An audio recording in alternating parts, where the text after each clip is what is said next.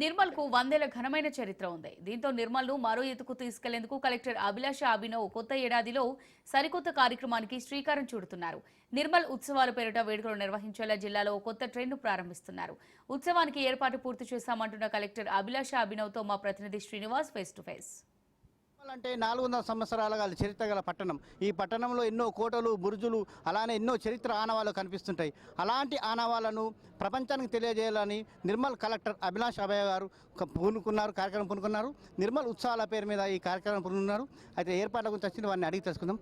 చెప్పండి మేడం, ఈ నిర్మల్ ఉత్సవాల ఉద్దేశం ఏంటి? నిర్మల్ ఉత్సవాలు ఉద్దేశం చాలా సింపుల్ ఉంది. Nirmal is a historical town. దీనికి హిస్టరీ చాలా రిచ్ ఉంది.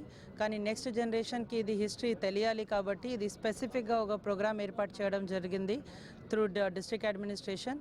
దీంట్లో భాగంగా మన జనరల్గా ఎగ్జిబిషన్, నిర్మల్ టాయ్స్, నిర్మల్ పెయింటింగ్స్తో పాటు ఇంకా ఇంపార్టెంట్ ఎగ్జిబిషన్స్ ఏర్పాటు చేస్తున్నాము. ప్లస్ ఈవినింగ్ టైం మన కల్చరల్ యాక్టివిటీస్ ఏర్పాటు చేస్తున్నాము. దీంట్లో భాగంగా half an hour only dedicated to Nirmal history. మన ఎమినెంట్ ఆర్టిస్ట్కి కూడా పిలుస్తున్నాను. సో దాట్ మన వచ్చిన ఆడియన్స్కి కూడా నిర్మల్ హిస్టరీ మీద డెఫినెట్గా జ్ఞానం ఉండాలి, వాళ్ళకి అభిమానం కూడా ఉండాలి. ఆ ఆలోచనతోటి ఇది నిర్మల్ ఉత్సవాలు ఏర్పాటు చేయడం జరిగింది.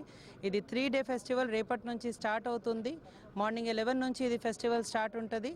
సో మీ అందరితో కోరేది ఏమంటే మీ అందరూ డెఫినెట్గా వేల సంఖ్యలో రావాలి, మంచిగా ఇది ఉత్సవాలకి సక్సెస్ చేయాలి. ఇది ఫస్ట్ టైం మన ఏర్పాటు చేస్తున్నాము.